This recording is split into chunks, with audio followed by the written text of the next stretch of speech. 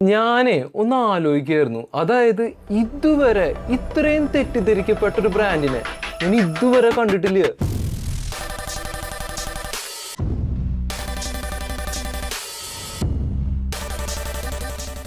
ഈ ആപ്പിൾ എന്ന് പറഞ്ഞ കമ്പനിക്ക് ഒരുപാട് ഹെയ്റ്റേഴ്സും ഉണ്ട്, അതുപോലെ ഒരുപാട് ഫാൻസും ഉണ്ട്. പക്ഷേ ഏകദേശം ഒരു 95% ആളുകളും പറയുന്നൊരു കാര്യമാണ് ഈ ഐഫോൺ കുറച്ച് ഓവർ പ്രൈസ്ഡ് ആണ്. നിങ്ങൾക്ക് എന്താണ് തോന്നുന്നത്? ശരിക്കും ഓവർ പ്രൈസ്ഡ് ആണോ? നിങ്ങൾക്ക് വേണമെങ്കിൽ ഇത് പറയാൻ പറ്റും. അതായത് നല്ല ക്യാമറയുണ്ട്, നല്ല ബിൽഡ് ക്വാളിറ്റി ഉണ്ട്, നല്ല ബ്രാൻഡാണ്, നല്ല ചിപ്പാണ്. പക്ഷേ 1.5 ലക്ഷം രൂപയാണ് ഒരു ഐഫോണിന് വരുന്നത്. അങ്ങനെ നോക്കുമ്പോൾ ഇത് കുറച്ച് ഓവർ പ്രൈസ്ഡ് അല്ലേ? പക്ഷേ എനിക്കിവിടെ പറയാനുള്ളത് കംപ്ലീറ്റ്ലി ഡിഫറെൻ്റ് ആയിട്ടുള്ളൊരു കാര്യമാണ്. അതായത് റീസെയിൽ വാല്യൂ. ഞാൻ ആലോചിക്കുകയാണ്, ഈ മെയിൻ മീഡിയ ചാനൽ, അതായത് യൂട്യൂബ് ആണെങ്കിലും ഇൻസ്റ്റാഗ്രാമിലാണെങ്കിലും ഞാൻ അധികം കേട്ടിട്ടില്ല ഈ ഒരു ടോപ്പിക്കിനെ പറ്റി പറയുന്നത്. അതായത് നിങ്ങളിപ്പോൾ ഒരു ഐഫോൺ 16 Pro എടുത്ത ഒരാളാണെന്ന് വിചാരിക്കുക. നിങ്ങൾക്ക് എടുത്ത ലോഞ്ചിങ് ടൈമിൽ അതിൻ്റെ പ്രൈസ് 1.30 പക്ഷേ ഇപ്പോൾ അതിൻ്റെ മാർക്കറ്റ് റേറ്റ് നോക്കിക്കഴിഞ്ഞാൽ അറൗണ്ട് 92,000 രൂപയാണ്. ശരിക്കും ഇപ്പോൾ ഐഫോൺ 18 Pro ഇറങ്ങാൻ പോവാണ്. അപ്പോൾ ഒന്ന് ഏകദേശം 2 വർഷമായി. 2 വർഷം പഴക്കമുള്ള ഫോണിന് ഇത്രയും ചെറിയൊരു വ്യത്യാസം വന്നിട്ടുള്ളൂ. വേറൊരു ഫോണിനും ഇത് ഞാൻ കണ്ടിട്ടില്ല. സാംസങ്ങിൻ്റെ S സീരീസിനുണ്ട്, പക്ഷേ S സീരീസ് ഉണ്ടെങ്കിൽ പോലും ഇത്രയ്ക്കും വലിയൊരു മാർജിൻ നമുക്ക് കിട്ടില്ല. നമ്മളിപ്പോൾ ഒരു ഫോൺ മേടിച്ചിട്ട് 1 വർഷമോ 2 വർഷമോ കഴിഞ്ഞ് വിൽക്കുമ്പോൾ ഇത്രയ്ക്കും വലിയ പൈസയൊന്നും നമുക്ക് കിട്ടില്ല. എല്ലാം പോട്ടെ, നിങ്ങളിപ്പോൾ ഒരു ഐഫോൺ 13 ഉപയോഗിക്കുന്ന ഒരാളാണെന്ന് വിചാരിക്കുക. നിങ്ങൾക്ക് ഇന്ന് വിൽക്കണമെന്നുണ്ടെങ്കിൽ ഇന്ന് വിൽക്കാൻ പറ്റും. പക്ഷേ അതേ വർഷം തന്നെ ഇറങ്ങിയ ഒരു ഫോണാണ് സാംസങ് S22 എന്ന് പറഞ്ഞത്. എത്ര കടയിലെടുക്കും ഈ പറഞ്ഞ S22? നമുക്കിപ്പോൾ വിൽക്കാൻ ശ്രമിച്ചു കഴിഞ്ഞാൽ നല്ല ബുദ്ധിമുട്ടായിരിക്കും. ഇനി വിറ്റാലാണെങ്കിലോ വെറും ചില്ലറ കാശ്, വെറും പിച്ച കാശ് നമ്മൾ വിൽക്കേണ്ടി വരും. അതുപോലെ പറയേണ്ട ഒരു കാര്യമാണ്, അതായത് സോഫ്റ്റ്വെയർ സപ്പോർട്ട്. ജാമ്പാൻ്റെ കാലത്ത് ഇറങ്ങിയ ഐഫോൺ 11 വരെ ഇപ്പോൾ അപ്ഡേറ്റ് വരുന്നുണ്ട്. നമ്മൾ മനസ്സിലാക്കേണ്ടത് ഇതൊന്നും വേറെ അധികം കമ്പനികൾ കൊടുക്കൂല. അപ്പോൾ ഇത്രയും കാര്യങ്ങൾ ചെയ്യുന്നുണ്ടെങ്കിൽ ഈ ഫോണിന് 1.5 ലക്ഷം രൂപ വെർത്താണോ അല്ലയോ? എന്താണ് നിങ്ങളുടെ അഭിപ്രായം? ഇത് നേരെ ഒന്ന് കമൻറ്റിലിട്ടേക്ക്. നിങ്ങൾക്ക് ഇത് വെർത്തായിട്ടാണോ തോന്നുന്നത്, അല്ല എന്നാണോ തോന്നുന്നത്? അതുപോലെ ഒരു കാര്യം കൂടെ, നമ്മുടെ ചാനൽ കുറച്ച് പുതിയതാണ്. ലൈക്കും സബ്സ്ക്രൈബും ചെയ്ത് കഴിഞ്ഞാൽ വലിയ ഉപകാരമായിരിക്കും. പിന്നെ ഐഫോണിന് വരുന്ന ഏറ്റവും വലിയ ചീത്തപ്പേരാണ്, അതായത് ആരുടെ അടുത്ത് വേണം പോയി ചോദിച്ചോ എല്ലാവരും പറയും ഐഫോണിൻ്റെ ബാറ്ററി വളരെ മോശമാണെന്ന്. ശരിക്കും കുറ്റം പറയാൻ പറ്റില്ല. കാരണം നമ്മളിപ്പോൾ ഒരു ആൻഡ്രോയിഡ് ഫോൺ എടുക്കുകയാണെന്നുണ്ടെങ്കിൽ 6000 mAh, 6500 mAh, അപ്പോൾ അതിന് മുകളിലോട്ടൊക്കെ നല്ലോണം ഫോണുകൾ വരുന്നുണ്ട്. പക്ഷേ ഐഫോൺ നോക്കുമ്പോൾ 3500, 4000, 4500 mAh വരുന്നുള്ളൂ. അപ്പോൾ ആരായാലും ഒന്ന് ലോജിക്കലി ചിന്തിക്കുമ്പോൾ ഐഫോണിൻ്റെ ബാറ്ററി വളരെ ചെറുതാണ്, മറ്റേത് വളരെ വലുതാണ്. അപ്പോൾ വലിയ ബാറ്ററി ആകുമ്പോൾ കുറച്ചും കൂടെ അധികം നേരം കിട്ടും, വലുതാകുമ്പോൾ കുറച്ച് നേരം കിട്ടുള്ളൂ.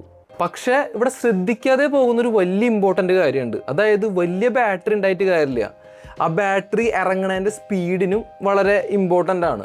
നമ്മളിപ്പോൾ ഒരു ഉദാഹരണം പറയുകയാണെങ്കിൽ 4500 mAh ഒരു ഐഫോൺ ബാറ്ററി ഉണ്ടെന്ന് വിചാരിക്കുക.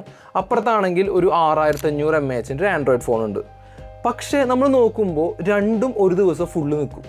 കാരണം എന്ന് വെച്ച് കഴിഞ്ഞാൽ ഈ ഐഫോണിൽ ബാറ്ററി ഡ്രെയിനിങ് കുറവായിരിക്കും. കാരണം ഇവരുടെ OS അത്രയും ഒപ്റ്റിമൈസ്ഡാണ്, ഇവരുടെ സോഫ്റ്റ്വെയർസ് എല്ലാം ഒപ്റ്റിമൈസ്ഡാണ്.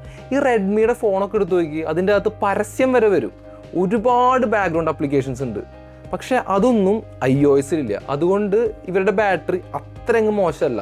പക്ഷെ ഒരു കാര്യം, വീഡിയോ എടുക്കുമ്പോൾ നല്ലോണം ചാർജ് ഇറങ്ങുന്നുണ്ട്. അത് ഐഫോണൊക്കെ മര്യാദയ്ക്ക് ഒരു 4K-ലൊക്കെയാണ് വീഡിയോ എടുക്കണമെന്നുണ്ടെങ്കിൽ നല്ലോണം ഇറങ്ങിപ്പോവും. അപ്പോൾ അത് പറഞ്ഞില്ല എന്ന് വേണ്ട.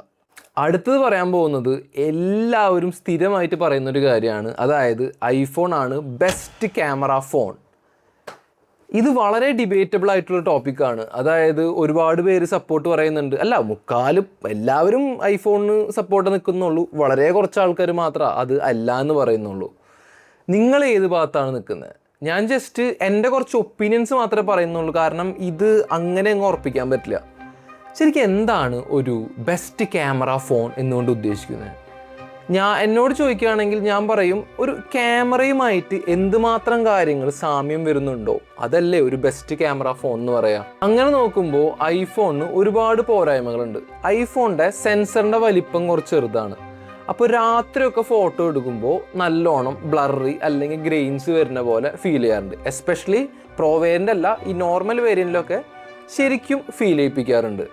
നമ്മളിതിപ്പോൾ ഒരു ആൻഡ്രോയിഡ് ഫോണാണ് എടുക്കുന്നത് ചോദിക്കും, വല്ല വിവോൻ്റെ ഒക്കെ ആണെന്നുണ്ടെങ്കിൽ അതിൻ്റെ സെൻസർ കുറച്ചും കൂടെ വലുതായിരിക്കും, കുറച്ചും കൂടെ ബെറ്റർ ആവാറുണ്ട്. അതുപോലെ പറയേണ്ട ഒരു കാര്യമാണ്, അതായത് സൂമിങ് കേപ്പബിലിറ്റി. അതായത് ഒരു ക്യാമറയുടെ അകത്ത് നമുക്ക് നല്ലോണം സൂം ചെയ്യാനും സൂം ഔട്ട് ചെയ്യാനും പറ്റണം. ഐഫോണിൽ ആ ഒരു ഫീച്ചർ ഇല്ല. ഇപ്പോൾ വന്ന ഏറ്റവും ലേറ്റസ്റ്റ് ഐഫോണിൽ മാത്രമാണ് കുറച്ചും കൂടെ സൂമിങ് കൂട്ടിയിട്ടുള്ളൂ.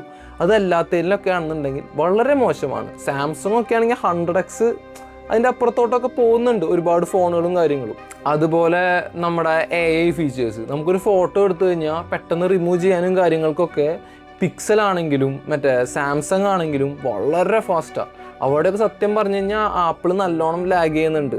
അതുപോലെ ഈ ആൻഡ്രോയിഡ് ഫോൺസിലാണെന്നുണ്ടെങ്കിൽ ഫോട്ടോ എടുക്കുമ്പോൾ നമ്മുടെ ക്യാമറയിൽ ഈ എക്സ്പോസർ, ഈ ISO, അതുപോലെ അങ്ങനത്തെ ഒരുപാട് ഫീച്ചേഴ്സ് ഉണ്ട്. അതൊക്കെ ആൻഡ്രോയിഡ് ഫോൺസിന് ആപ്പിളിനെ കമ്പയർ ചെയ്ത് വെച്ച് നോക്കുമ്പോൾ കുറച്ചും കൂടെ കൂടുതലായിട്ട് പറ്റാറുണ്ട്. എസ്പെഷ്യലി ഈ അടുത്തൊരു മറ്റേ സോണിയുടെ എക്സ്പീരിയ എന്ന് പറഞ്ഞ ഒരു ഫോൺ ഉണ്ടായിരുന്നു. അതിൻ്റെ അകത്തുനിന്നൊക്കെ വെച്ച് കഴിഞ്ഞാൽ ഒരുപാട് ഫീച്ചേഴ്സാണ് നമുക്ക് ഈ ഫോട്ടോയുടെ അകത്ത് ഇങ്ങനെ ചേഞ്ച് ചെയ്യാൻ പറ്റുന്നതൊക്കെ. ഐഫോണിൻ്റെ അകത്ത് ഞാൻ കേട്ടിട്ടുണ്ട്, അതായത് ബേസിക് ക്യാമറയുടെ അകത്ത് ഒന്നുമില്ല, വളരെ മിനിമലായിട്ടുള്ള കാര്യങ്ങൾ മാത്രമേ ഉള്ളൂ. വേറെ നമുക്കൊരു എക്സ്റ്റേണൽ സോഫ്റ്റ്വെയർ ഉപയോഗിച്ചിട്ട് നമുക്ക് വേണമെങ്കിൽ ചെയ്യാമെന്ന് കേട്ടിട്ടുണ്ട്. അത് എത്രത്തോളം യൂസബിൾ ആണ്, എത്രത്തോളം വർക്കിംഗ് ആണെന്നുള്ളത് എനിക്കറിയില്ല. അറിയുന്ന ആൾക്കാരുണ്ടെങ്കിൽ വീഡിയോയുടെ താഴത്തൊന്ന് കമൻ്റ് ഇടുക. അപ്പോൾ ഇത്രയൊക്കെ പറയാനുള്ളൂ. നമുക്ക് ഇനി അടുത്ത വീഡിയോയിൽ കാണാം. ശരി എന്നാൽ.